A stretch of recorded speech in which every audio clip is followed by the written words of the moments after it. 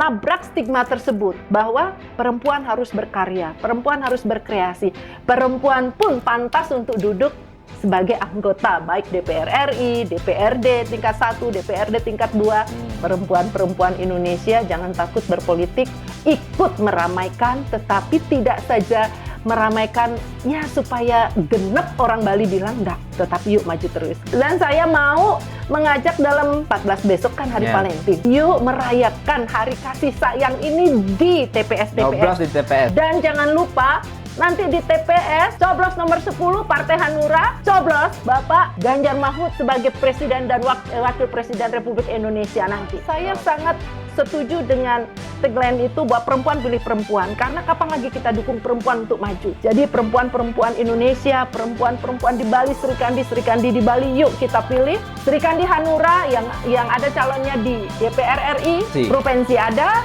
DPR Kabupaten Kota juga ada. Tentu pemerintah sudah melihat, mengantisipasi semua supaya tidak mengganggu periuknya Bali, karena periuknya Bali adalah pariwisata. Sangat bersyukur sekali sampai saat ini tidak terjadi gejolak. Pariwisata juga tetap, walaupun memang Januari, Februari, Maret itu kan memang dari low season memang kita. Jadi bukan karena pemilu gitu. Bukan karena pemilu.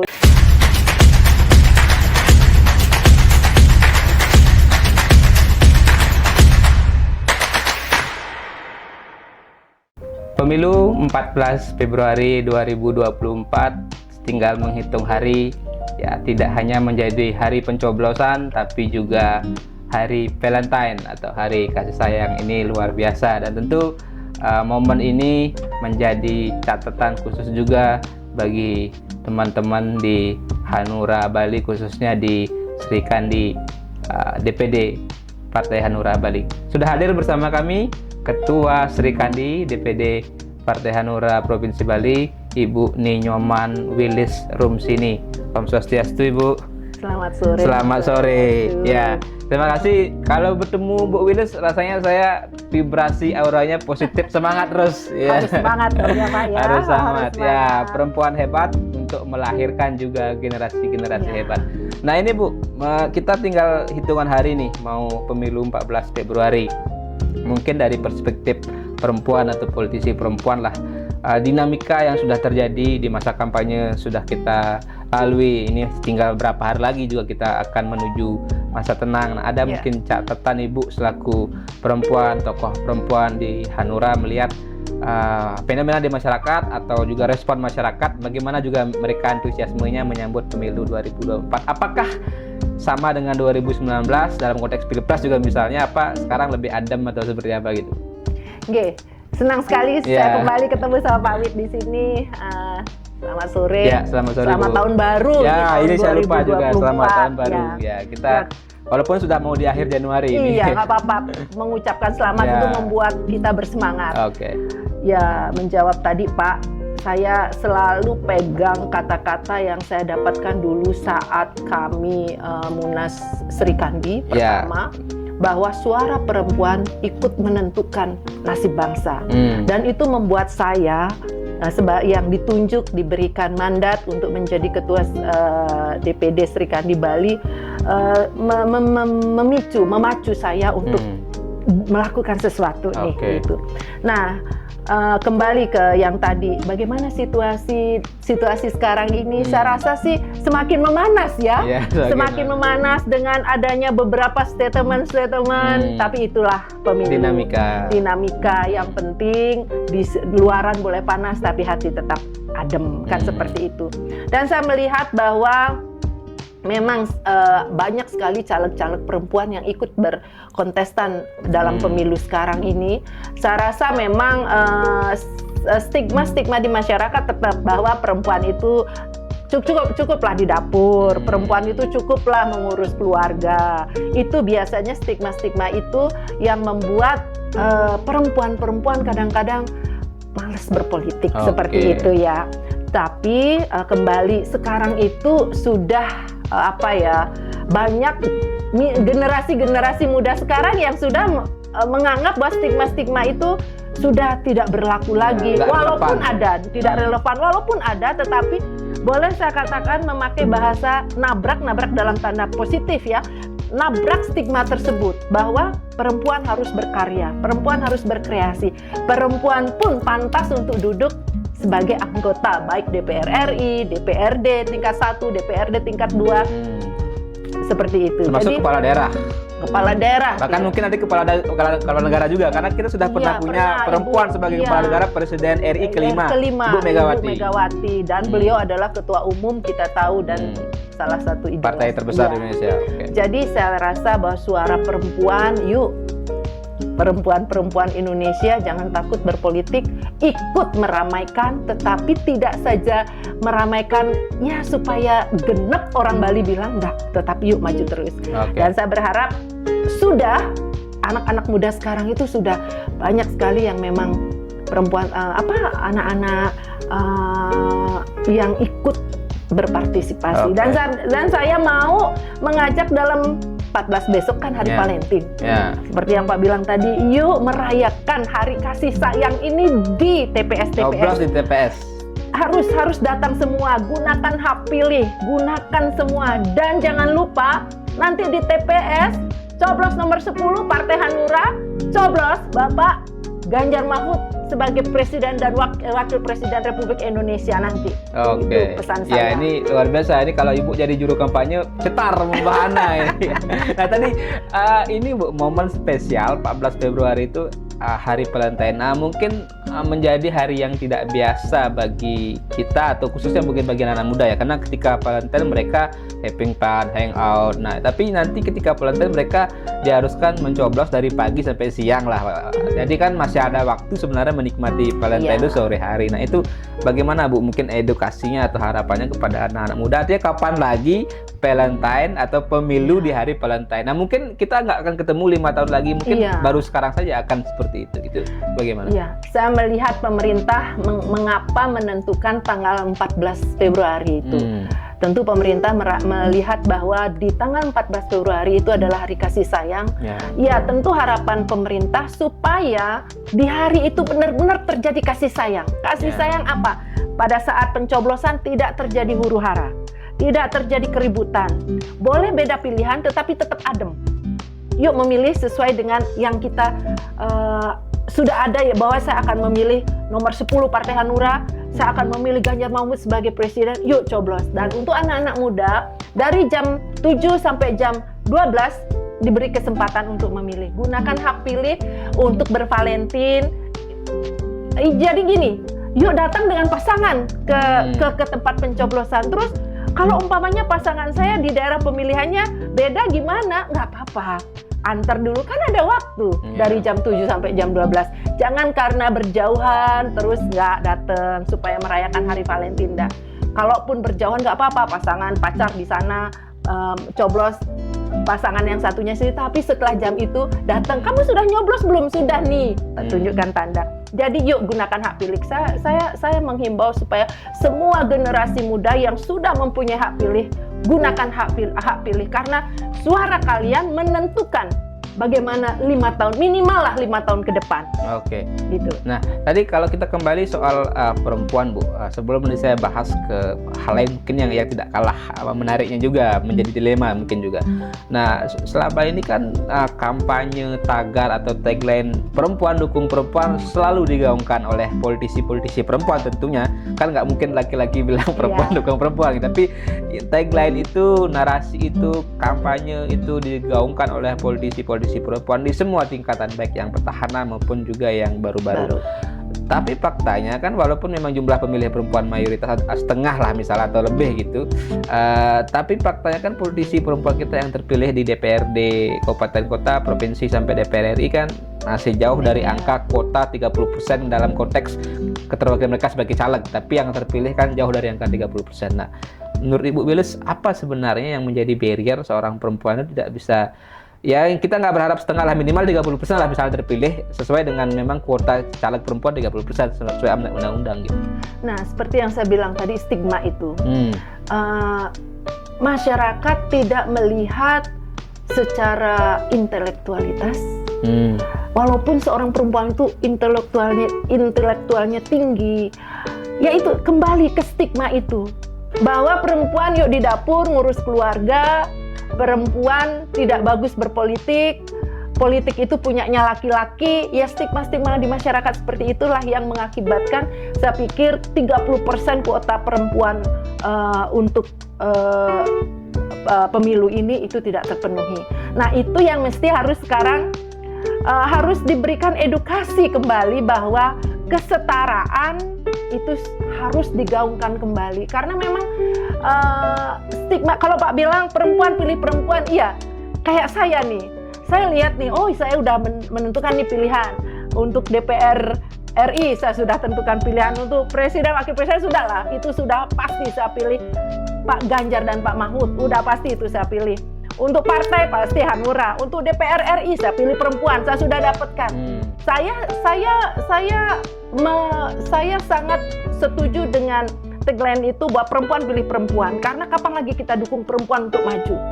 Jadi perempuan-perempuan Indonesia, perempuan-perempuan di Bali, Serikandi di Bali, yuk kita pilih calon dari Serikandi Hanura yang ada calonnya di DPR RI itu ada, DPR provinsi ada, DPR kota juga ada, DPR kabupaten kota juga ada. Jadi yuk kita pilih perempuan untuk perempuan-perempuan Indonesia. Kita yang harus dorong karena perempuan di Indonesia itu lebih banyak loh dari laki-laki. Ya, saya bilang, lebih banyak. Kita golkan perempuan-perempuan Serikandi Indonesia yang hebat untuk duduk di pemerintahan. Ya, tapi tadi dengan fakta dari setiap pemilu ke pemilu kan masih kurang, Bu. Apakah ada juga semacam hambatan atau misalnya semacam apa ya perspektif persepsi atau juga kondisi psikologis yang berbeda bahwa perempuan itu pada faktanya tidak mendukung perempuan? Apakah itu juga ada hambatan psikologis atau mungkin bahasa kasarnya hambatan karena sirik mungkin gitu ya? Sirik atau mungkin mereka melihat kalau perempuan mungkin juga kalau melihat calon yang ganteng, pilih yang ganteng aja deh, ngapain saya pilih perempuan, pilih yang ganteng begitu. Apa hal-hal seperti itu juga menjadi faktor-faktor, Bu, dalam dinamika realita elektoral yang terjadi? Mungkin ada, tapi persentasenya sangat kecil. Karena yang saya lihat adalah kekeluargaan itu, kekerabatan itu sangat erat dalam memilih. Pasti dalam satu keluarga besar ada calonnya, mereka pasti akan memilih keluarganya. Jadi mungkin istilahnya pilih yang dekat dulu lah. Ya, baik artinya dekat secara emosional, dekat secara hubungan darah gitu misalnya. Ya, itu terutama yang menjadi faktor. Artinya dekat itu kan bisa jadi laki-laki, bisa jadi perempuan kan begitu. Karena saya pikir kalau umpamanya ini saya mencalonkan, mungkin sepupu saya di daerah mencalonkan juga. Jadi mungkin keluarga udah pilih aja yang laki-laki sepupu saya. Saya akan sengaja dikalahkan. Pilihlah yang itu keluarga artinya idealisme besar. Perempuan dukung perempuan dikalahkan karena faktor darah, keluarga. Ya, saya pikir itu sih yang paling tinggi. Kalau umpamanya yang Pak bilang tadi, yang saya juga bahwa cemburu, bahwa dia nanti itu prosentasenya kecil karena kami perempuan-perempuan Enggak sih seperti itu ya, kita support kok. Tapi yang paling penting, yang paling utama itu saya pikir karena kekerabatan itu, kedekatan itu gitu. Jadi, atau mungkin juga apakah juga perempuan ini masih semacam menghadapi hegemoni dari keluarga, misalnya nih kepala keluarga, karena kepala keluarga kan pasti laki-laki yang punya pilihan, perempuan ini ngikut pilihan laki-laki. Salah satunya. Salah satunya masih ada seperti itu. Karena nanti pilih ini ya, gitu. Nanti pilih ini ya. Ya, walaupun kalau saya sudah punya pilihan, gitu. Nah, jadi sebenarnya butuh juga keberanian perempuan untuk menentukan pilihannya sendiri kan begitu. Tidak hanya terjebak atau mengikuti pilihan suami atau pilihan kakak, pilihan keluarga atau pilihan orang-orang terdekat. Iya, enggak. Kalau saya sendiri tidak sih, kita harus punya pilihan sendiri dan kita harus memang harus menjadi pilihan kita, kita harus fight untuk diri kita sendiri. Jangan terpengaruh oleh orang lain seperti itu. Ya, tadi juga yang ingin saya tanyakan ke Ibu, karena kan Ibu Wilus ini seorang praktisi pariwisata, artinya sudah belasan mungkin bahkan puluhan tahun berkecimpung di dunia pariwisata, dunia hospitality di Bali. Nah, kita tahu nih kan teman-teman yang di pelaku pariwisata mungkin susah mencari libur susah mencari waktu, apalagi nanti kalau kita bicara konteksnya 14 Februari pemilu. Nah, bagaimana Bu? Apakah juga artinya teman-teman di industri pariwisata bagaimana menyikapi ini, apa memberi kelonggaran kepada karyawannya atau saya nggak tahu apakah ada misalnya kebijakan yang dikeluarkan atau regulasi pemerintah misalnya mengatur khusus para pekerja atau libur misalnya di 14 Februari, tapi rasanya kan nggak mungkin semua hotel libur gitu kan. Itu kalau yang ASN oke lah libur, yang misalnya yang di sekolah-sekolah, tapi kalau di pariwisata bagaimana cara menyikapi mengatur waktu. Dan ini kan juga karena pekerja pariwisata di Bali kan mayoritas lah, besar juga mungkin pemilihnya kan, jangan sampai karena kebijakan di tempat bekerja mereka nggak dapat kelonggaran memilih, jadi hak memilih mereka hilang, suara mereka hilang. Ya kalau saya sendiri sudah sekian lama berkecimpung melakoni, kita di pariwisata, dan saya pikir kebijakan juga sudah diambil saat ini, bahwa kan kita shift-shiftan. Jadi kita umpamanya yang si pagi ada yang bekerja jam 10, yang mereka dikasih untuk dari jam 7 sampai jam 9 itu mereka harus menggunakan hak pilihnya. Mereka ini kan kita dikasih sama pemerintah dari jam 7 sampai jam 12. Itu sangat-sangat menguntungkan sekali untuk pekerja pariwisata. Mereka mengatur stafnya, dan saya sendiri melihat bahwa sudah pernah melakukan, tidak hanya melihat saja, sudah pernah terjadi dan saya lakukan, bahwa kami pagi, siapa yang jam 7 sampai jam 9, 2 jam itu menggunakan hak pilih. Nanti kami akan kerja dari setelah itu, dan mereka yang incas dari pagi gantian. Seperti itu, jadi sudah diatur. Jadi saya pikir pelaku pariwisata sudah melihat itu, bahwa ini juga menjadi tanggung jawab kita bersama untuk kita harus menggunakan hak pilih kita. Jadi tidak ada halangan bahwa karena kita bekerja memberikan jasa pelayanan servis terus kita tidak menggunakan hak pilih, itu tidak akan terjadi, karena pelaku pariwisata itu sangat juga ingin ikut mengambil bagian dalam ini, dan bukan ingin support untuk bagian pemilu. Jadi di lapangan mungkin Bu Wilis yang tahu, apakah misalnya ada ditemukan yang pelaku pariwisata atau oknumnya misalnya menghalang-halangi atau berdasarkan misalnya dia membuat kebijakan yang tidak intinya tidak ramah lah, tidak mengizinkan misalnya karyawannya untuk tadi fleksibel itu untuk memilih. Apakah fakta di lapangan ada ditemukan seperti itu? Enggak ada. Enggak ada. Saya selama ini tidak pernah terjadi hal itu, karena di pariwisata kami juga mendukung pemerintah, apapun program pemerintah itu kita support gitu. Dan tidak pernah terdengar juga, tidak pernah ada isu-isu seperti itu yang berkembang. Ya, tidak ada. Jadi kan artinya pelayan tetap berjalan, hak pilih bisa tetap disalurkan. Bahkan kita sudah loh, kan pasti kita sudah loh, gitu.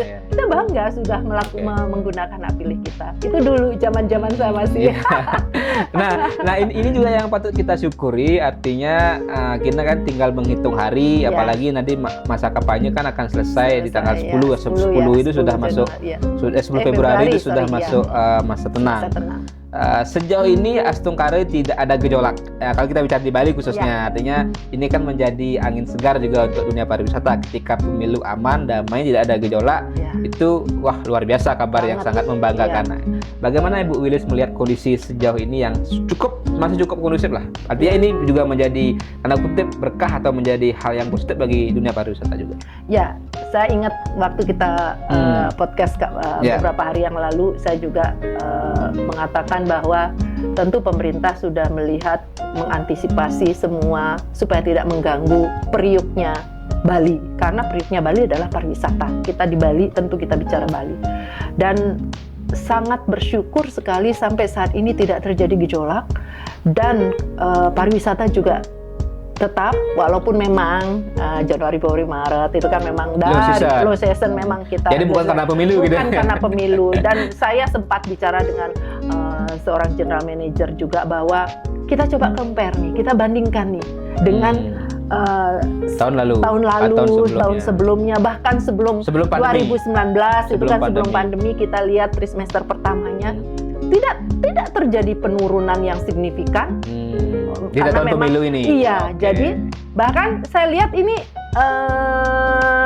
naiklah sedikit, berapa persennya, cenderung. Jadi saya pikir bukan karena pemilu, dan pemerintah, terima kasih sama pemerintah yang memang sudah mengantisipasi itu, dan supaya sampai di hari H pun pemilu itu menjadi benar-benar pesta demokrasi yang membuat masyarakat itu tidak berpikir gara-gara pemilu nih, supaya nggak ada bahasa seperti itu, terutama kita di Bali yang memang hidup dari pariwisata. Oke, Pak. itu memang menjadi apa ya?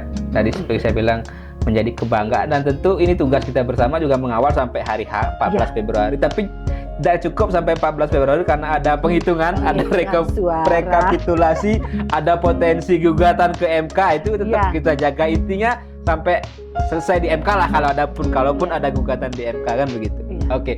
Nah, terakhir Pak Wiles, mungkin sebagai sebuah closing harapan untuk 14 Februari, tadi penegasan saja untuk anak-anak muda, khususnya untuk perempuan dan juga untuk dunia pariwisata di Bali. Closing singkat. Ya, saya berharap yuk semua serikandi Indonesia yang hebat-hebat, yuk kita gunakan hak pilih. Mari kita semua adik-adik, yuk kita gunakan hak pilih di tanggal 14 Februari nanti, karena suara kita sangat menentukan minimal 5 tahun ke depan. Sangat dibutuhkan partisipasi kita. Jangan lupa tanggal 14 datang ke TPS di mana hak suara kita terdaftar. Jangan lupa coblos nomor 10 Hanura, dan untuk presiden wakil presiden coblos Pak Ganjar dan Pak Mahfud. Hanura, bangkit jaya menang. Oke, luar biasa. Ini kalau nanti pemilu saya mau Pak Wiles saja jadi jurkam ini.